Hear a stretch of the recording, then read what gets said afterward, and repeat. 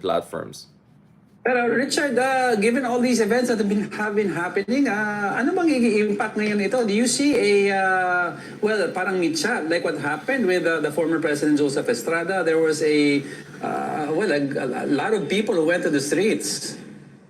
Well, I mean, honestly, I mean, part of us was wondering if one scenario could have been like he goes Assad, right? Like the leader of Syria, right? Na, na bago bumaksak yung kanyang rehimen, or basically at least bumaksak yung kanyang political fortunes, mauna na siya and he goes for exile abroad. So that was one of the options we were seriously looking at, that he stays in China. It looks like there's a suspicion maybe China was the one who leaked to him, that when the Interpol notice came, it was the Chinese counterpart who leaked it to him. That's why he had the forward information. He supposedly was accompanied by his former NICA chief and number of intelligence people who may have been in contact with China. So we were looking at the option of him being in exile in China for quite some time.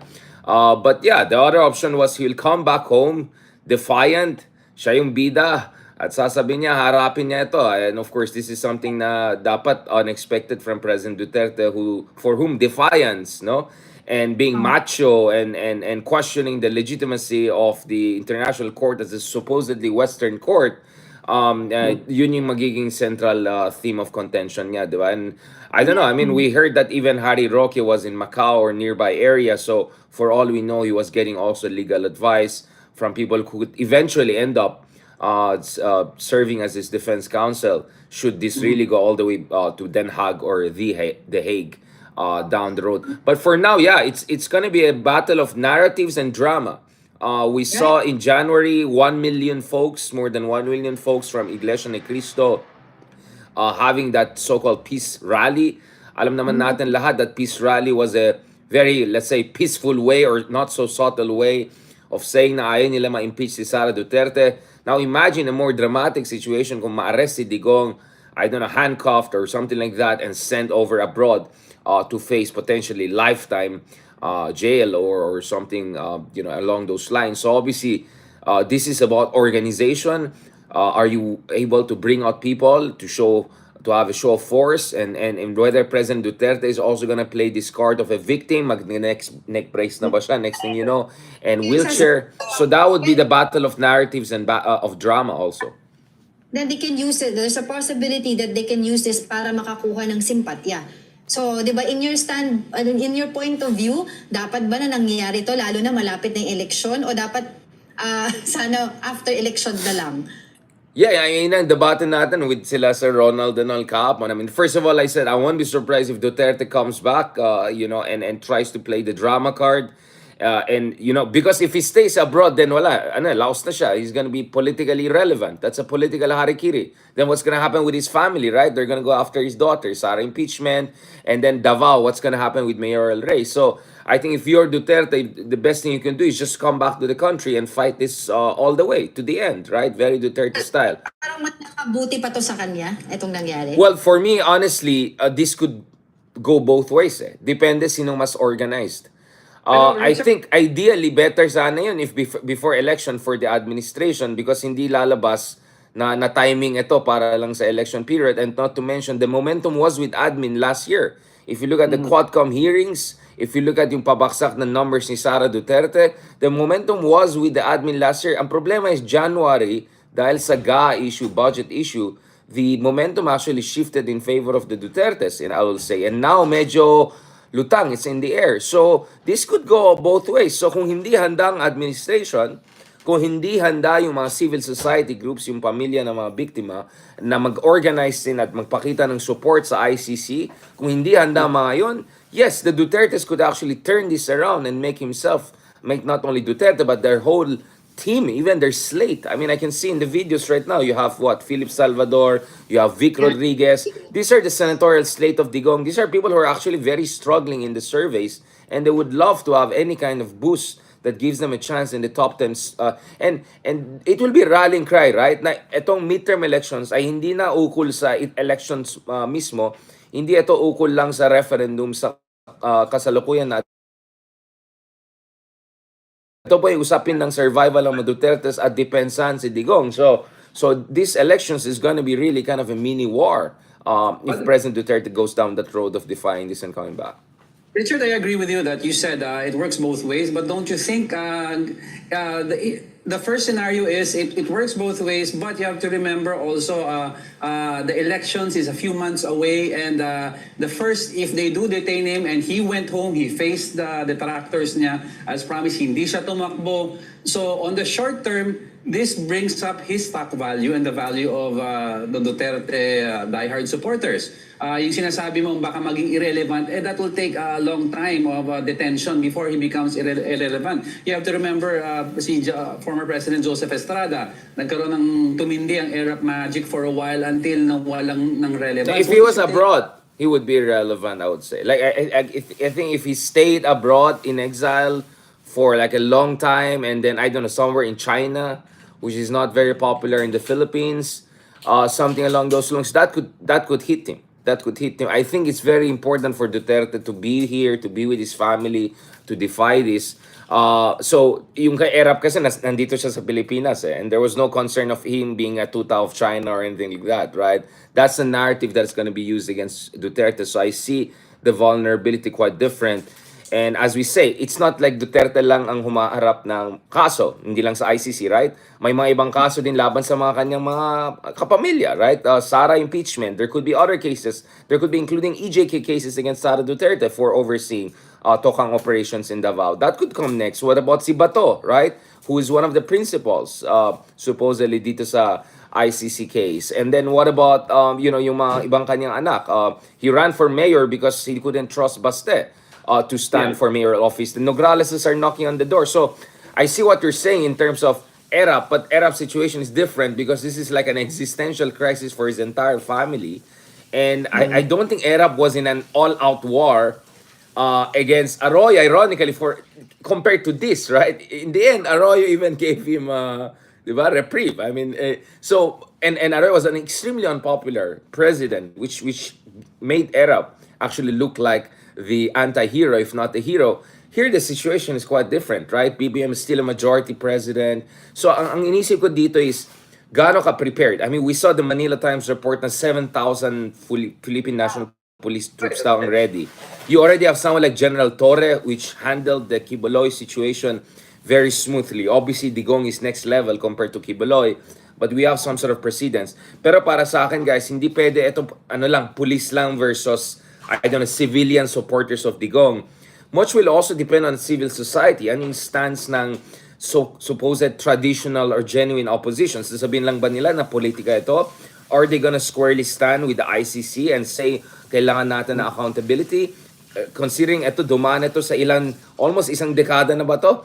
Ang tagal na ito di ba? I mean, some of the cases being covered here go all the way back even to Davao mayoral days of Duterte, 2011. When we joined the ICC, potentially the Rome Statute. So, having said that, ang depende rin kasi dito is anong gagawin ng ibang political actors. Hindi lang admin, hindi lang kapulisan, hindi lang sasabihin na Malacanang, paano yung mga biktima ng mga pamilya, paano yung mga genuine opposition, si Bam Aquino ba, si Kiko ba, ano bang sasabihin nila dito, what about the other independent leaning candidates?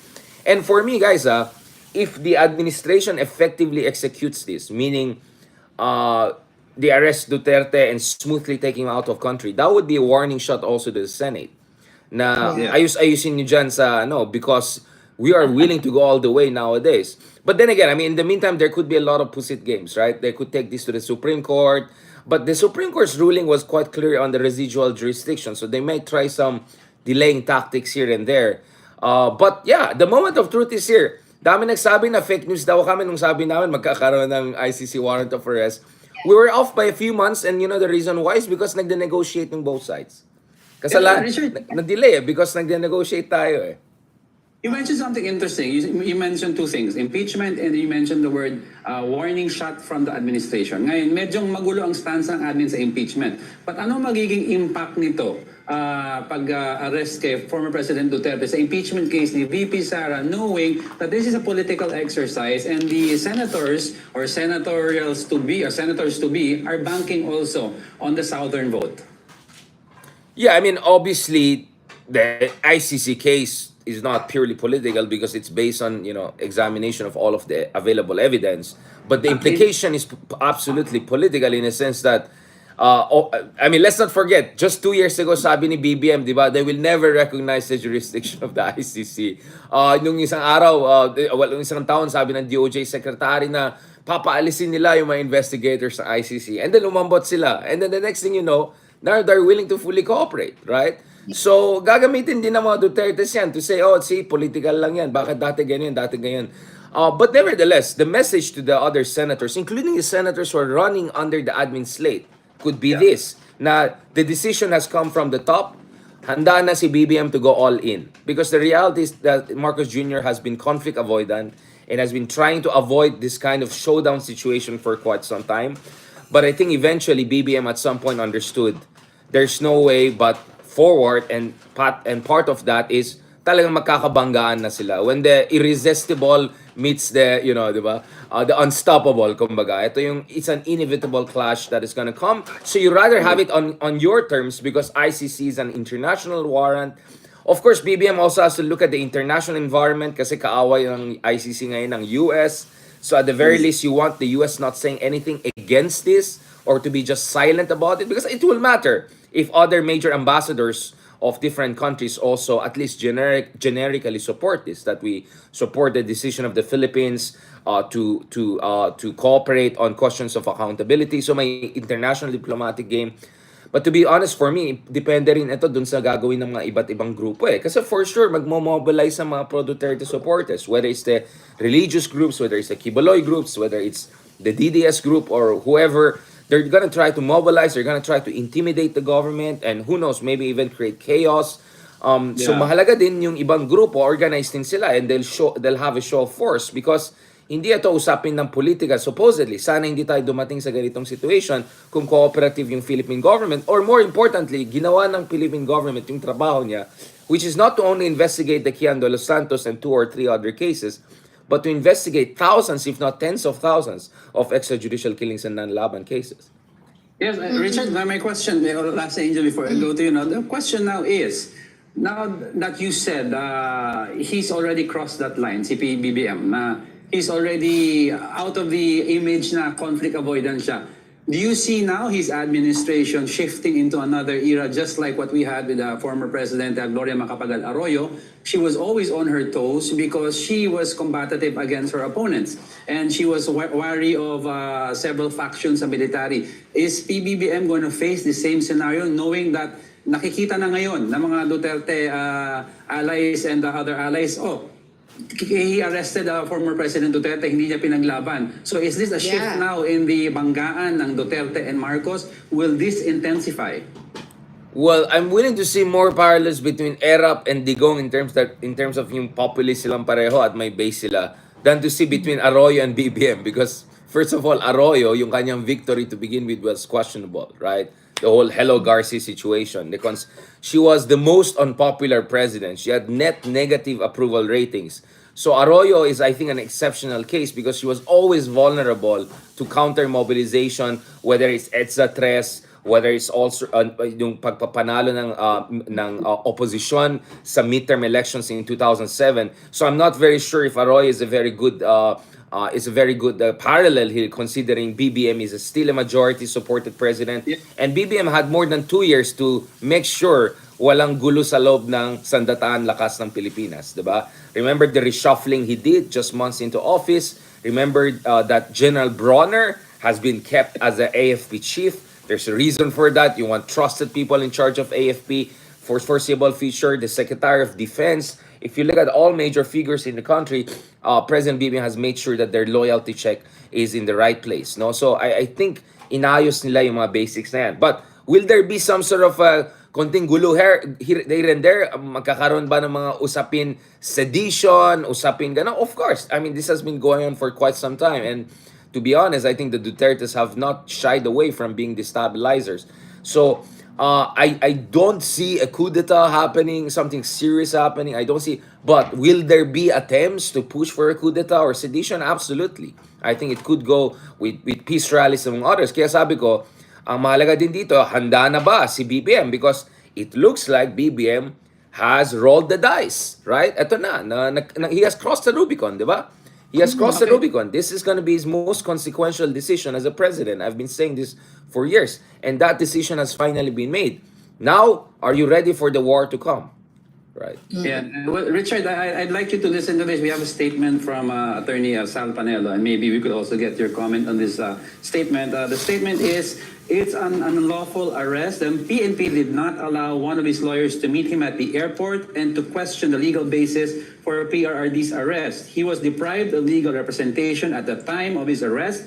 The PNP could not have a hard copy if the warrant of arrest. By not allowing one of his lawyers to meet him, the arresting could avoid being asked if they have the hard copy of the warrant of arrest. It is an illegal arrest because the ICC arrest warrant comes from a spurious source, the ICC, which has no jurisdiction over the Philippines. The government action will make the arresting team as well as the public officials, public officials ordered in the arrest criminally liable. Oh, the first shot has been taken by Attorney Sal Panelo. I see you're smiling Yeah, there. Richard. Mahilig talaga sa hard copy ito si ano, di ba? Naalala mo yung sabi nila nawala daw nila yung hard copy nung yung amnesty ni Trillanes, and next thing you know I mean, I'm sorry, like I'm not sure. I mean, this is Sal Panelo. I'm not sure anyone could take him seriously nowadays with the kind of statements he's making. Obviously, they'll make all sorts of noise. They'll go into whatever technicalities and all. Let's be clear. The Supreme Court has already ruled on the at least residual jurisdiction of the ICC. We're absolutely clear about that. This ruling goes for years. We're absolutely also clear about the ICC has sent investigators here, has been looking at the evidence year after year after year. We're looking at thousands of different cases. We're looking at different communications. We're looking at Las Cañas. We're looking at Matobato. Insiders, people who are at the heart of these operations. The people who have been risking their lives to expose this. So to be honest, etong mga hard copy, mga palusot ni Panelo, I'm not really sure. So this is where I really wish someone like Harry Roque was back home, because I think Harry Roque was a far more formidable spokesman, and I would probably say even a legal counsel for president. But I think the legal counsel is someone else. I don't know if it's Fortun or someone else. Sorry, that's Sara Duterte pala. Let's see if he gets a better legal counsel at some point. Yeah. Do you think ba may parang Yeah, misunderstanding it or may conflict si Harry Roque at si Attorney Sal Panelo? Parang kasi there's this statement from him. Oo, Sabi niya, nagpaparinigan. who's Harry Roque? What happened there? That's my point. That's my point. I mean, sila na nga lang, hindi sila believe sa isa't isa. So, you want me to take them seriously from the outside, right? No, obviously, there's a rivalry going on between the two of them. And obviously, Panelo has been having his moment since Harry Roque was out of town. But, in fairness, I'll take Panelo's side on this because just yesterday, right? Nag-statement si Harry Roque, I don't know from where, sabi niya, the warrant of arrest ay hindi walang kinalaman sa ICC. May kinalaman lang ito dun sa case ni General Torre, dun sa grave threats ni Digong, di ba? Dun sa yung 15 senador na gano'n. So, walang credibility si Harry Roque in that sense. So, yeah. Siguro ito yung nila dahilan kasi ang magiging officially si former Labor Secretary Sylvester Bello III ang magiging legal counsel ni ex-President Rodrigo Duterte because of those which is a good vote of non-confidence by Duterte in either of his spokesmen and all. I mean, I'm just sure he can do better than both Panelo and Harry Roque. Pero ito, Richard, si Hanilet Avencenia was with the former President Rodrigo Duterte kanina. We saw leaving out of the tarmac. And right now, I think she gave an interview and she said, quoted, sobra pa sa martial law ito, walang allowed na lumapit, walang right to legal assistance, illegal detention na ito. So they're leaning towards the martial law narrative. Your thoughts on that? It's very important what the other groups do. Right? Because if this indeed we're facing a martial law situation, the first people you expect to come out are people like Bam Aquino, right? Or the Aquinos, right? Or people like Kiko Pangilinan, or people from the liberal opposition, Leni Robredo, Risa Ontiveros. These are people who stood up to Duterte-era authoritarian tendencies.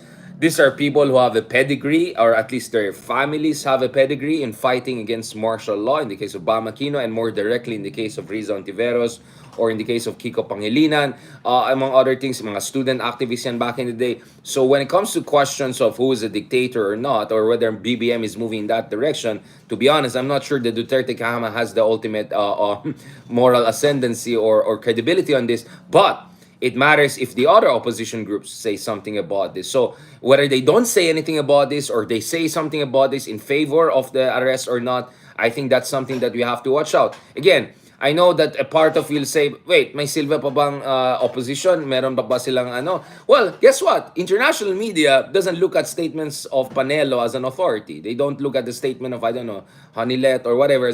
They look at what the civil society in the Philippines says, what we do in the media, what the academic experts and opposition, genuine opposition and progressives say. So I'm looking for what Franz Castro, for instance, will be saying. Riza Ontiveros, for instance, will be saying. Has already released their statement, and sabi niya, through Percy Sandanya, time's up. Day of reckoning has come. You asked for it, now here it is. Yan yung pinaka-summary nung kanilang sinabi ng akbayan. But hold your thoughts. We have a lot of questions pa for you, Richard. But right now, we are getting Live updates live from updates Camille Samonte, yeah. from who? Camille Camille Samonte, Samonte. TV5 correspondent. Yes, Camille, go ahead.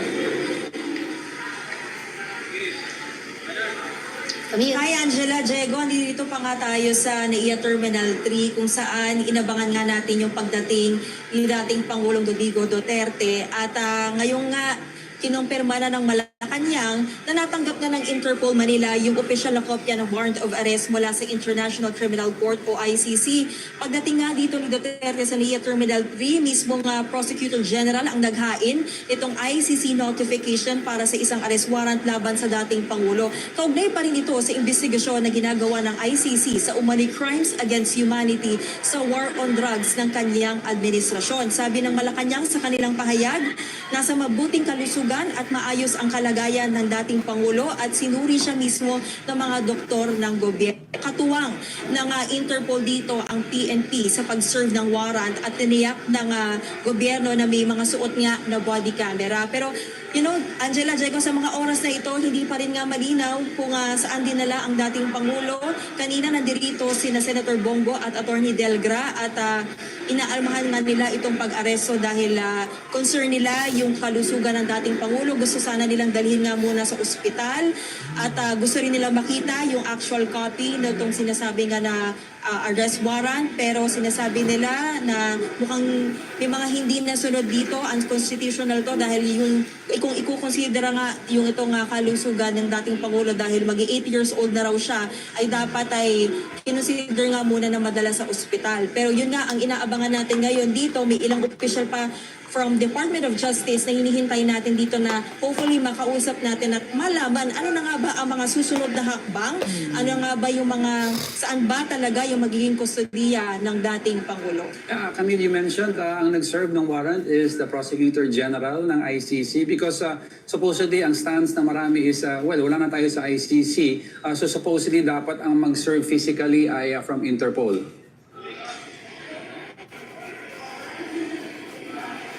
No, Diego, ang Prosecutor General natin mismo dito sa Department of Justice, siya ang naghain. Okay. So this is in coordination with the Interpol and PNP para lang nga yung warrant. Pero yung mismong nagbasa ng papel para basahin kung ano yung nilalaman nung arrest warrant, ang Prosecutor General natin ang nagbasa nun at naghain mismo Thanks for sa clearing dating that. Pangulo. Yes. Yung mga sinasabi nga katulad na lang ni Senator Bongo na hindi sila pinayagan, meron silang pass, pero later on binawi kasi ang kanyang concern ay yung kalusugan daw ni Pangulong Rodrigo Duterte. What else happened there, Camille?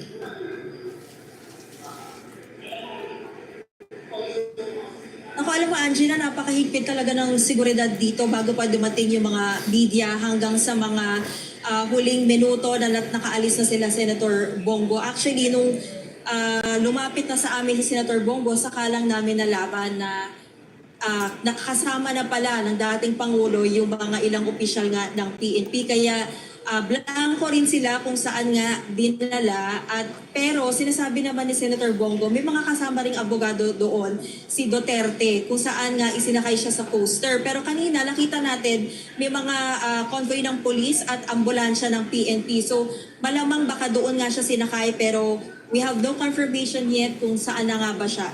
Camille, any word yet or news about VP Sara and si Senator Bato? Kasi VP Sara was supposed to have been with her dad no sa Hong Kong. Dapat were they supposed to arrive together?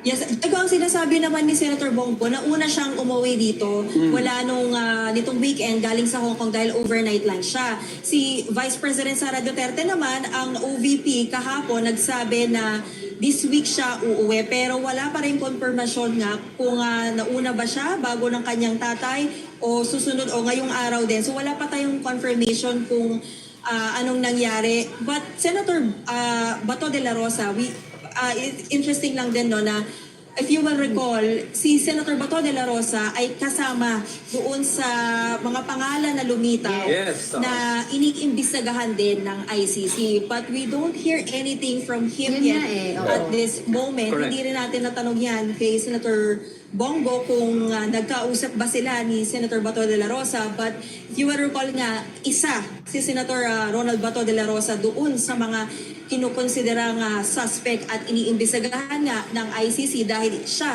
ang dating PNP chief at main implementer nga nitong war on drugs. Alright, we will continue to get in touch with you regarding these developments. Maraming salamat sa iyo, Camille Samonte, ang ating News 5 correspondent live sa LAIA. Okay, yun, Richard. Richard, missing si Senator Bato. surprisingly. So what, is he preparing for an arrest? Nagtatago or is nag-iisip ng statement? What's happening, Richard? Actually, isang dahilan nagpuweta ka pa. I was watching all of these Bato de la Rosa videos, including yung isa nagwala-wala siya. Sabi niya, si Trillanes mismo dapat ang mag-serve sa kanya ng warrant of arrest kasi pigon na pigon siya because former Senator Trillanes has been saying this forever, right? Na warrant of arrest is coming, it is coming. Actually, the Bato case was interesting because we were thinking, what if Duterte stays in exile, right, abroad, and then Bato is exposed here in the middle of elections? And then don't forget that in a different channel, right, sinabi ni Bato na he's not ruling out yung ginawa ni dating senador and re-election is now si Senator Lacson. If you remember, there was a time na si Senator Lacson actually hopscotched, right? He got out of the country, he went into stealth mode, and later on eventually came back with political vengeance, right? So you know, the big question also to us was what will Bato do? Whether the warrants of arrest will extend to him, and what is he gonna do about it? Again, as I said, if Digong's branding is matapang siya, palaban siya, and therefore dapat babalik siya, ang branding ni Bato naman is loyal soldier. And as a loyal soldier, he has to stick around and stick side by side with President Duterte, whether he's on the list or not. So otherwise, masira yung branding niya. Otherwise, masisira yung base niya. He's already not doing very well in the surveys. But Richard, you have to remember, lumalambot ang stance ni Senator Bato on the West Philippine Sea. Oy, sabi niya, magpakamatay siya dahil sa West Philippines. Like, I mean, I don't want to go into the Bato School of Drama and Arts, right? But my point is, as far as Senator Bato de la Rosa is concerned, his number one brand shtick is, I'm the loyal soldier of President Duterte. So if the stance of the whole team is that Duterte is a victim of witch hunt, now this is political persecution, this is dictatorship, Bato has to show up and has to show up all in for President Duterte. Otherwise, his own political future could be completely jeopardized and baka iwanan siya ng mga support base niya. And we see he's already struggling in the numbers. Now, obviously, if you are anyone who could face lifetime imprisonment in some not so good food place in like Netherlands, I mean, no offense there. I mean, it's sometimes very cold and the food is not as good as in the Philippines. Maybe you wanna, I don't escape or something, but I think it's political suicide for Bato, and it would have been also for Duterte if they tried to just go into exile.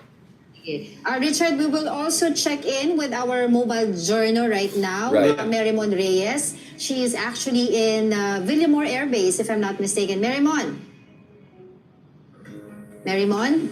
Yes, Angelo, dito tayo ngayon sa Villamor Air Base kung saan nandito ngayon yung kustodiya ni Pangulong former Rodrigo Duterte. At itong tumatayo din na legal counsel niya na si Attorney Sylvester Bello, ilan sa pinakatitignan nila ngayon ay yung pagre-request na nga ng hospital detention kung sakali nga na madedetain itong si Pangulong Duterte. Nasabi rin kanina ni Philip Salvador na nandito sa labas kanina pang nag-aabang na makapasok. Isang araw pa lang daw meron na raw back pain na dinadama o iniinda itong si Duterte sa Hong Kong. Kaya sa pinaka-inaabangan nila ngayon yung pagkakataon na makapasok. Pero even si Senator Bongo na kanina ay nandito rito sa gate ay nag-aabang pa rin dahil hindi pa rin sila makapasok. At may bitbit ng pagkain itong si Bongo na sinasabi nga ni-request daw ng anak ni Duterte na si Kitty Duterte. Pero nung tinawagan niya itong si Kitty, inaasahan natin posibleng siya ang lalabas dito dahil yung ultimo itong si Senator Bongo ay hindi pinapapasok sa loob. Ba si Senator Bongo or si Philip Salvador, baka pwede natin mahatak at makausap? Andiyan pa ba? Subukin natin si Philip Salvador ay umalis na kanina natin siya nakita niya rin. Alam ko iikot pa Matt, siya. can you give me my other phone? Yung Yung isa Samsung? sa Yung Samsung, please. natin dito ay yung Any of them. pasok din even nila sila Yung purple na lang. Bello. Chop merit yun. Yung purple na lang. Pero mukhang wala na dito ngayon sa ating yung purple na lang, pinapatayuan sorry. itong Senator Bongo. Pero kanina kasi wala natin nasilip, nandito siya mismo nag-aabang sa pinto. Kasama nga nitong physician ni Pangulong Duterte para nga raw sana mabigyan ng medical check-up itong si ang dating Pangulo. At kung sakali nga daw, meron daw kasing regular check-up na ginagawa itong si Duterte. Kaya posible kung sakali mabigyan daw ng pagkakataon, dadalhin daw sa Cardinal Purple, Santos mother, Medical purple. Center itong dating Pangulo. Purple ba yan? Nandun sa bag na silver. Duterte. Yung silver bag, di ba? There's a bag there, yung para laptop bag. Sorry? Former President Duterte. Yung purple na bag. Alright. Thank you. Ako ba siya? Paan yung aircon ang init? Thank you. Mula sa NAIA nakita natin ay dinala nga agad at sinalubong ng TNP itong si Pangulong Duterte at idiniretso nga dito sa Villamor Air Base. At ine-expect din natin, base rin sa mga nasabi ni Attorney Israelito Torrio, dadalhin naman sunod sa Camp Crame itong si Pangulong Duterte. Pero for now, sigurado raw na nandito sa loob ng Villamor Air Base ang dating Pangulo, pero nahihirapan ultimo tayong media na makapasok sa loob sina Senator Bongo, sila Attorney Sylvester Bello, sila Philip Salvador. Very quickly lang, yung mga nandun dyan, sige, go ahead. Not like sorry, and I thought, bakit sa Villamor dinala si President Duterte? Is he going to be transported in the next few days sa Hague? Or pupunta muna ng Davao? Kasi you only detain sa Villamor pag may immediate transport after. Yun nga, isa pinaka-inaabangan natin ngayon. Kung dito ba, kung makapunta ba sa Camp Crame, yung sunod na paruroonan ng dating Pangulo, o meron pang ibang liliparan dahil nandito sa Villamor Air Base. Pero since hindi pa natin nakakausap, mas baka sinabi nila Senator Bongo na hindi pa raw nila nakakausap sina Attorney Medialdea sa loob, hindi pa raw nila makumpirma kung ano ba yung sunod na legal na hakbangin nila. Pero isa sa pinaka-sinasabi nila ngayon, gusto raw nila na mabigyan muna ng medical attention itong dating Pangulo dahil doon sa mga dinarama niya at given din daw yung kanyang edad.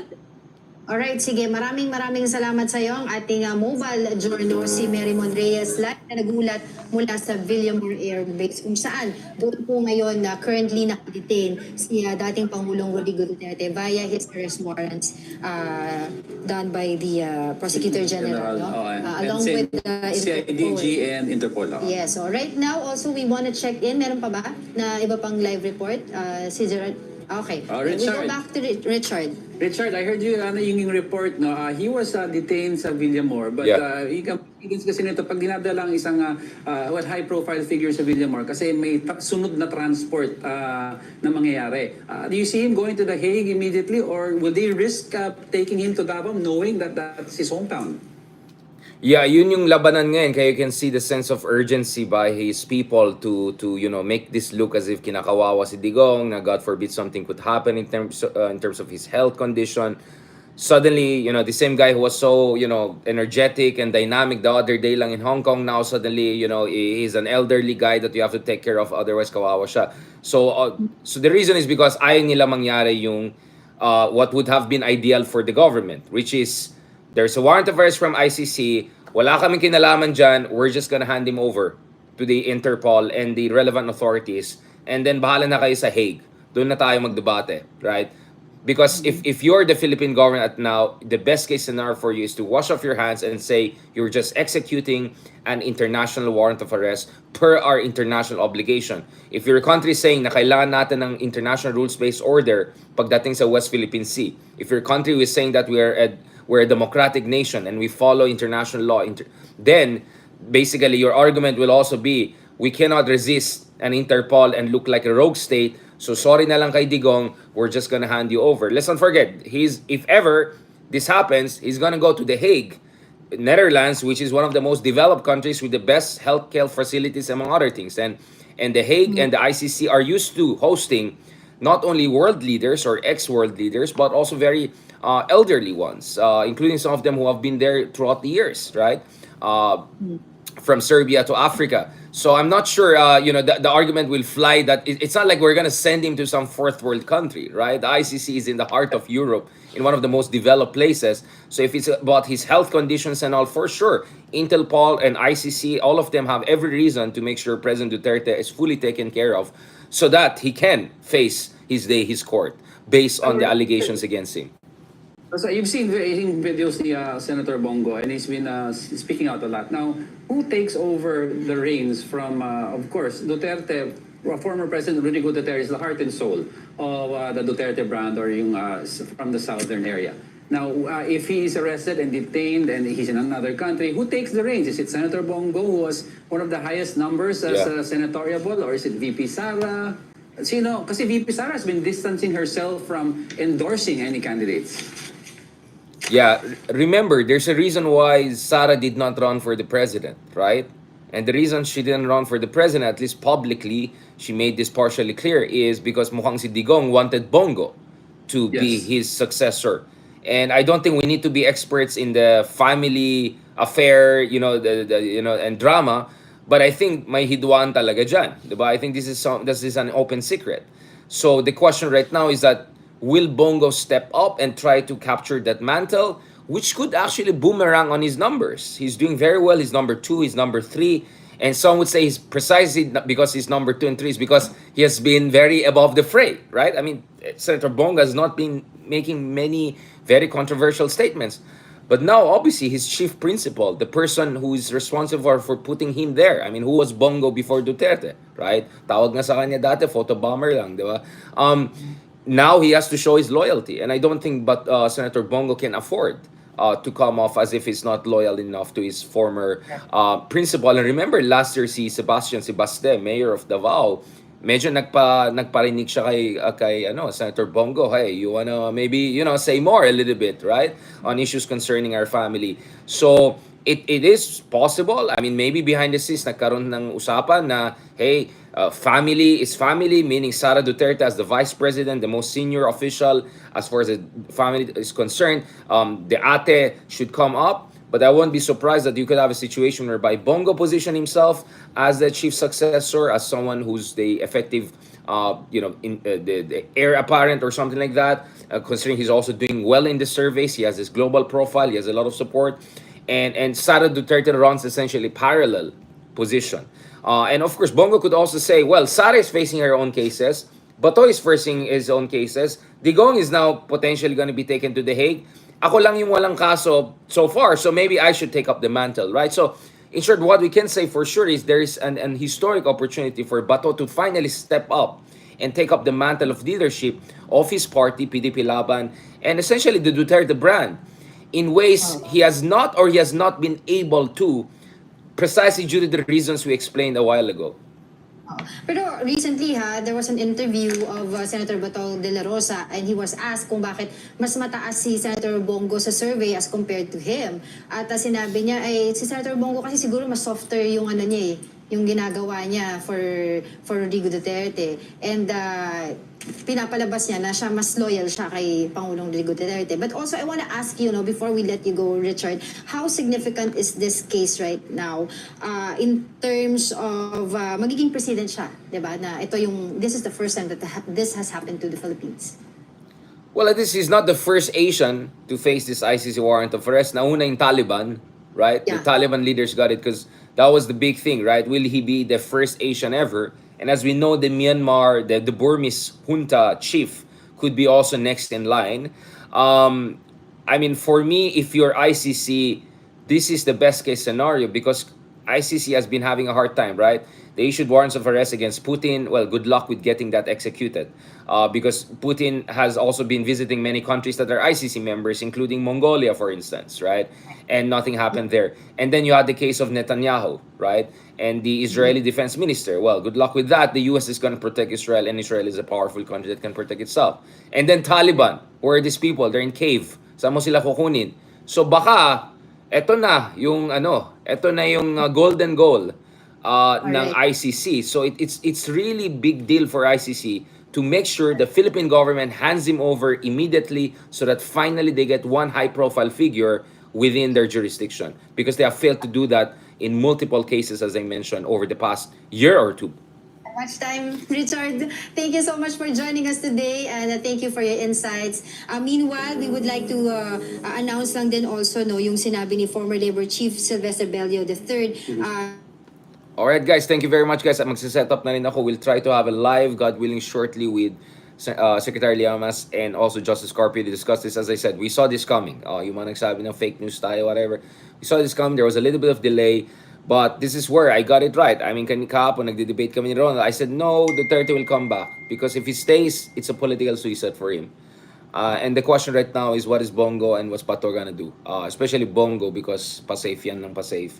So now he has to really show his loyalty and show his cards. So grabe to. I think, but as far as government is concerned, ayaw nila makabalik sa Pilipinas. Diretso na nila dapat ito sa Hague para tapos ng usapan, para wala ng gulo, right? Because if Duterte gets into the country and goes back to Davao, good luck retrieving him. Baka magpadala ka pa ng battalion to do something about it, and God knows what's gonna happen from there. Kawawa naman si General Torre. No, I've been reaching out to General Torre, but I'm sure he's very, very busy and many sensitive things are happening, so he couldn't say these things kasi, of course, ayaw mo bigyan ng bala ng kalaban. So a lot of this is an element of surprise. All right, let's see because there could be also a TRO. There could be a Supreme Court intervention. Let's see what the Supreme Court does, or for all you know, the administration already dealt with this. All right, talk to you soon.